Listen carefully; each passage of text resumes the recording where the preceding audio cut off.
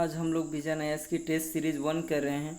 हमेशा सोच रहे हैं कि आपको ऐसा सॉल्यूशन प्रोवाइड करा दे, वन वे सॉल्यूशंस कि आप, क्योंकि आईएएस का जो प्रीलिम्स का डेट है वो थोड़ा बढ़ गया है और जिसके कारण हम चाहते हैं कि सिर्फ 50 घंटा के अंदर आपको पूरा टेस्ट सीरीज़ कंप्लीट करा दें। लेकिन आपको समझने के बावजूद कि कैसी चीज़ों को करना ज़रूरी है, मतलब किस वे में जा कर के हम सॉल्यूशन करें कि एक अच्छा रिजल्ट हम निकाल सकें। यूपीएससी में अगर हमको ऑप्शंस नहीं आता है तो भी हम लॉजिक लगा के कैसे करके आंसर कर सकते। यूपीएससी कहाँ कहाँ पे क्रैकिंग क्वेश्चन बनाती है उसको भी ध्यान में रखें। आइए तो आज टेस्ट सीरीज़ 1 है, ये टेस्ट सीरीज़ 1 है और धीरे धीरे करके हम पूरा टेस्ट सीरीज़ करेंगे। तो सबसे पहला क्वेश्चन यूपीएससी ने क्या पूछा, टेस्ट सीरीज़ 1 में क्या विजन ने बनाया कि जो संविधान है ना उसको जीवंत दस्तावेज कहा। जीवंत मतलब एकदम जीवित है, मतलब वो हमेशा रहेगा। इस प्रकार का डॉक्यूमेंट है जो आज है, कल है, परसों है, नरसों है, हमेशा रहेगा। तो आप थोड़ा इंटरप्रिटेशंस कीजिए कहाँ पे क्वेश्चन टफ हुआ था। तो आप इसको लॉजिक लगा सकते हैं कि जब ये जीवंत है, हमेशा रहेगा, तो समाज के हिसाब से बदल सकता है।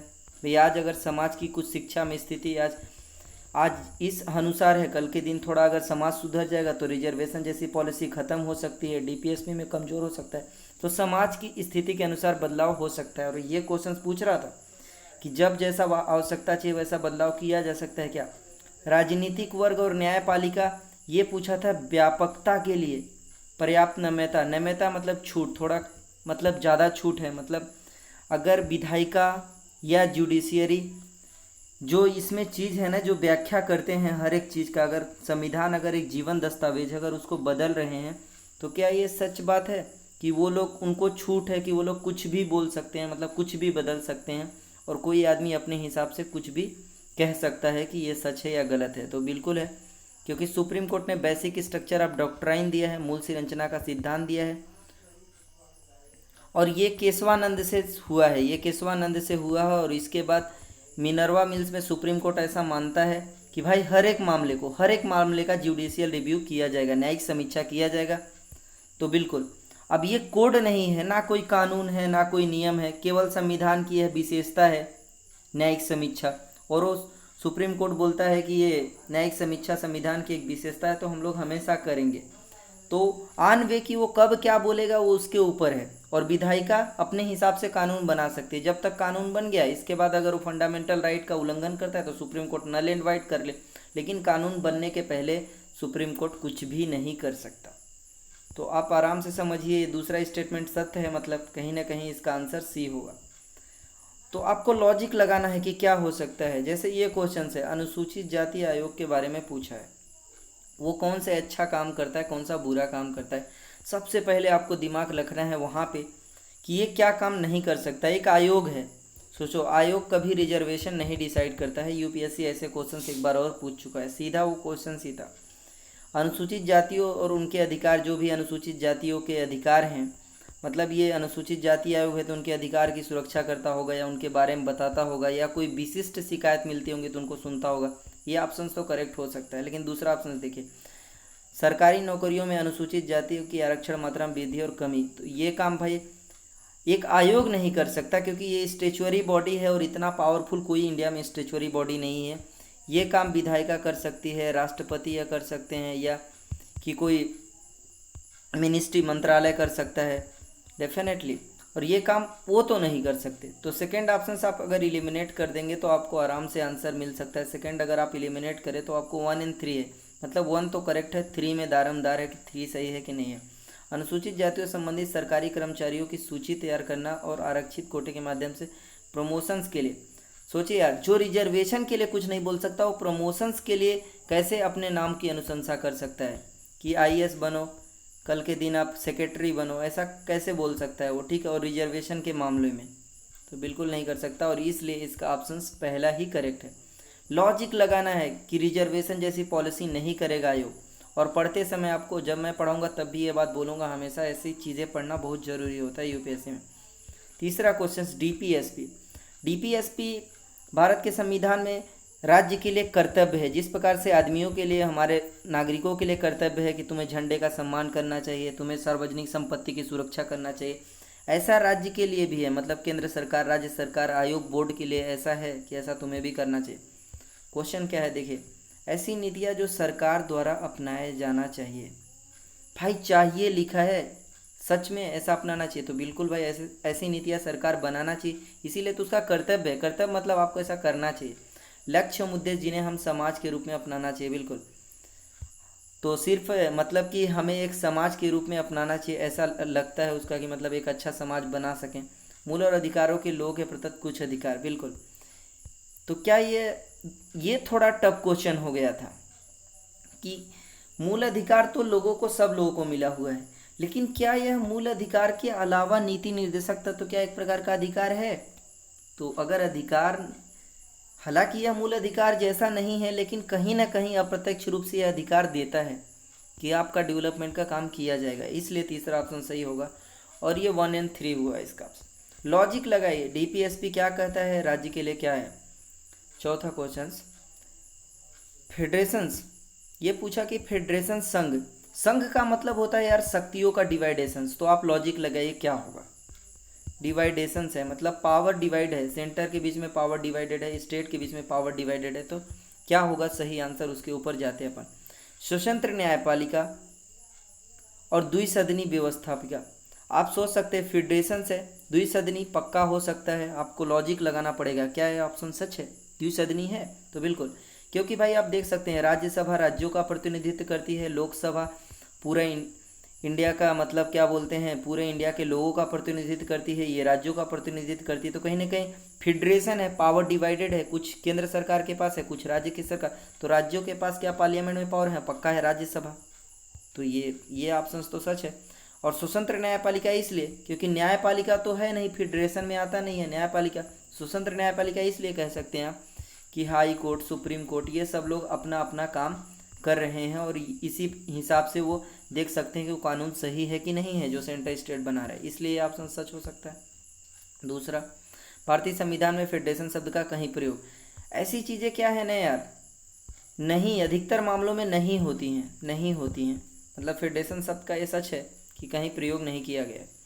इस प्रकार प्रकृति में अर्धसंघी, अर्धसंघी मतलब कि इंडिया में पूरा पावर डिवाइडेड नहीं है, जैसे यूएसए में है भाई, कार्यपालिका कार्यपालिका का ही काम करेगी, विधायिका सिर्फ विधायिका का काम करेगी। यूएसए में 100% सेपरेशन ऑफ पावर है। तो आप तीसरे क्वेश्चन पे सोचिए, अर्धसंघीय है, अर्ध मतलब 50% संघीय है, 50% नहीं है, तो आप इसमें अगर लॉजिक लगाएंगे तो 50% क्या जाएगा, कहीं ना कहीं ये क्वेश्चन यह पूछना चाह रहा है कि सच में हमारे भारत में संघीय व्यवस्था नहीं है क्या। ऐसा एक थिंकर ने बोला था, ऐसा एक थिंकर ने बोला था कि सच में भारत का संविधान अर्धसंघीय है, ऐसा एक थिंकर ने बोला था। ऐसा इसलिए कह सकते हैं कि देखिए यार, यूएसए में क्या होता है, सिंगल सिटीजन नहीं है, ड्यूल सिटीजन है, मतलब आप केंद्र सरकार के एक नागरिक होंगे, राज्य सरकार के एक नागरिक होंगे। बट इंडिया में क्या है, एकीकृत नागरिक है, मतलब एक ही नागरिक है, चाहे राज्य का अलग से नहीं होता है। ऐसा इंडिया में इसलिए किया गया था कि इंडिया की डाइवर्सिटी को प्रोटेक्ट किया जाए, इस प्रकार से लोगों में भाईचारा बने, इसलिए। तो इसलिए आप ये देख सकते हैं। और कहीं ना कहीं राज्यपाल की नियुक्ति आप देख सकते हैं, सेंट्रल इलेक्शन कमीशन आप देख सकते हैं, केंद्रीय निर्वाचन आयोग, वो पूरा राज्य का भी चुनाव करवाता है और केंद्र सरकार का भी चुनाव करवाता है। तो कहीं ना कहीं भाई राज्य का सरकार का कोई अलग से मशीनरी होना चाहिए चुनाव करवाने के लिए विधानसभा का, लेकिन नहीं है, तो कहीं ना कहीं यह भी अर्धसंघी की ओर जाता है। और इसलिए ऑप्शंस बहुत आसान है, लॉजिक लगाइए तो इसका आंसर ए होगा। और पांचवा, हाई कोर्ट पे क्या क्वेश्चंस पूछा, तो आइए 5वां नंबर के क्वेश्चन पे देखते हैं क्या बोल रहा है। उच्च न्यायालय की शक्तियों के बारे में पूछ रहा है। इस ऑप्शंस में ये देखना है कि भाई उच्च न्यायालय क्या काम नहीं कर सकता। तो जैसे देख लीजिए, अंतर्राज्यीय विवादों का मामला है, मतलब अंतर्राज्यीय मतलब मध्य प्रदेश और यूपी का अगर कुछ राज्य में कुछ भी विवाद हो जाए कानून से लेकर के, तो क्या हाई कोर्ट ऐसा काम कर सकता है? भाई ये काम तो मैं पहले ही बता चुका हूँ, मतलब मैं अपने सेशंस में बता चुका हूँ कि अनन्य अधिकार है। अनन्य अधिकार किसके पास है? ओनली सुप्रीम कोर्ट के पास है। तो थर्ड ऑप्शन नहीं होगा, और थर्ड ऑप्शन जब सही नहीं है तो आप सोच सकते हैं कि सी और डी नहीं होगा। अब देखना है कि पहला दूसरा में क्या सही है। तो पहला यहाँ पे पता चलता है कि सही है, दूसरा पे देखना पड़ेगा। पहला क्या क्वेश्चन है, यदि किसी अधीनस्थ न्यायालय में लंबित वाद को अपने वापस मंगवा सकता है यदि उसमें कोई विधि का सारभूत प्रश्न नहीं है तो जिसमें संवैधानिक व्याख्या की आवश्यकता हो।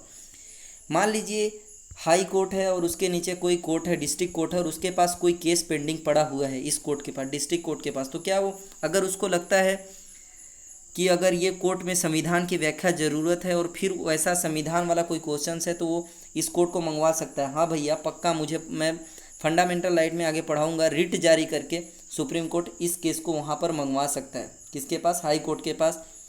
हाई कोर्ट से भी सुप्रीम कोर्ट अगर लिख के दे दे कि हाई कोर्ट भी बोल दे कि हाँ यार, तो वो सुप्रीम कोर्ट के पास भी संवैधानिक अपील किया जा सकता है।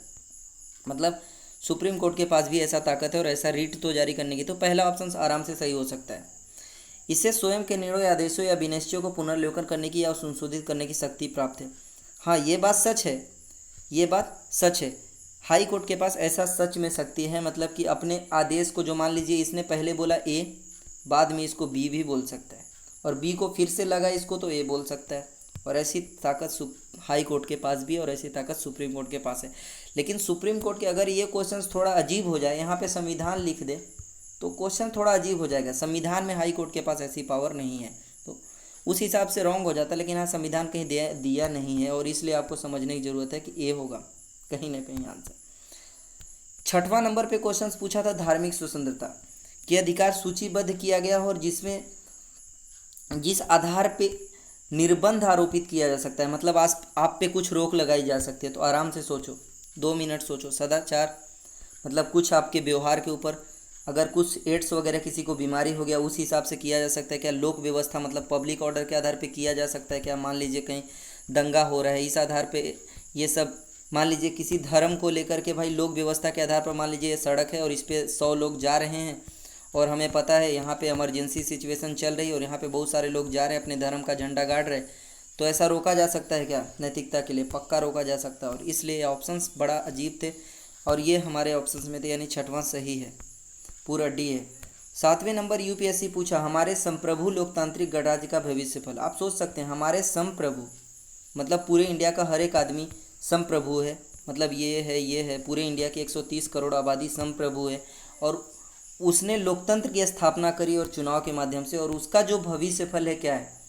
हमेशा मैं बता चुका हूँ, याद रखिए। क्या इसमें मूल अधिकार है? भाई मूल अधिकार संप्रभु नहीं है, क्योंकि उसमें कुछ रिस्ट्रिक्शंस है। उद्देशिका है। एक थिंकर ने ऐसा बोला था, और ये बात आपको समझनी पड़ेगी। 8वें नंबर का क्वेश्चन पूछा है कि 100 अभिवेंशंस के विरुद्ध संरक्षण प्रदान करता है, सेक्शन किन पर विस्तारित नहीं है, मतलब किस मामलों में इसको बढ़ाया नहीं जा सकता। आर्टिकल 20 एक्चुअली यह बोलता है कि आप मतलब जेल जाने, आप अगर कोई क्राइम कर दिए हैं और क्राइम सिद्ध हो चुका है, तो अगर क्राइम जिस समय सिद्ध करना है और आपसे पूछा जा सकता है कि भाई आप दिखाइए, आप मर्डर किए हैं, आप अपना हाथ दिखाइए, तलवार दिखाइए, बंदूक दिखाइए, आप गोली चलाए हैं, तो कौन से मामलों में यह नहीं विस्तारित किया जा सकता, यह पूछा जा रहा है, मतलब और नहीं बढ़ाया जा सकता।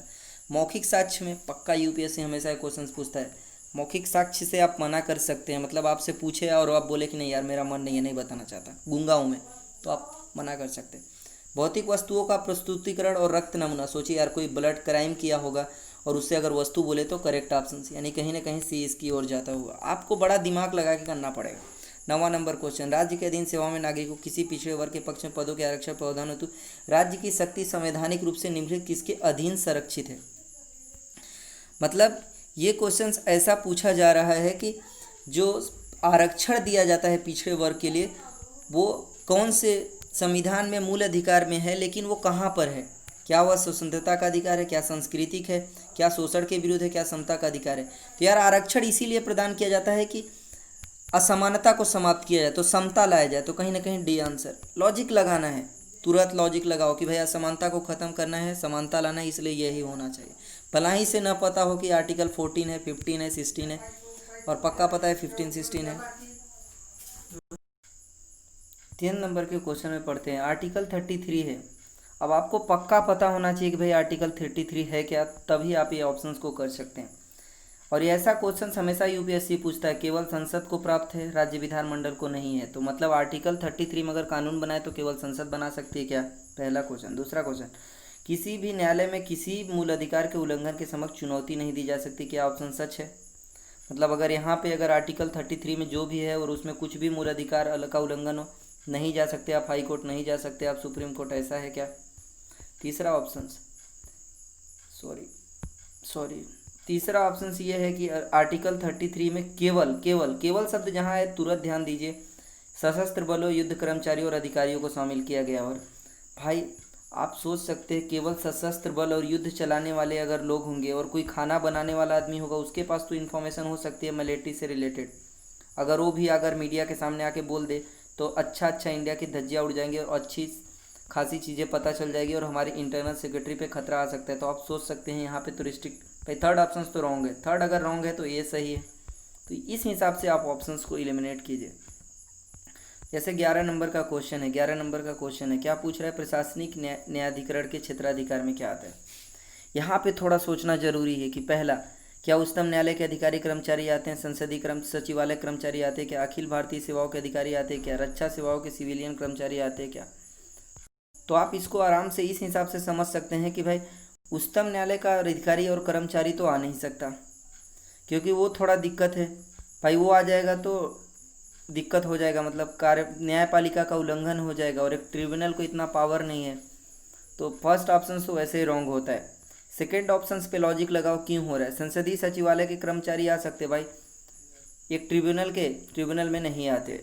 वो आईएएस ऑफिसर की बात कर रहा है, ना कि संसद की बात कर रहा है, आईएएस ऑफिसर्स की बात कर रहा है, कैबिनेट सेक्रेटरी पे बैठा जो आदमी है उसकी बात कर रहा है। और थर्ड और फोर्थ सोचिए, रक्षा में जो सिविलियन कर्मचारी और अखिल भारतीय सेवाओं के अधिकारी, अभी आईएएस की बात कर दी ओरिजिनली। तो थर्ड फोर्थ आप सोच सकते हैं सही है, यानी इसका आंसर सी है। 19 का देखिए,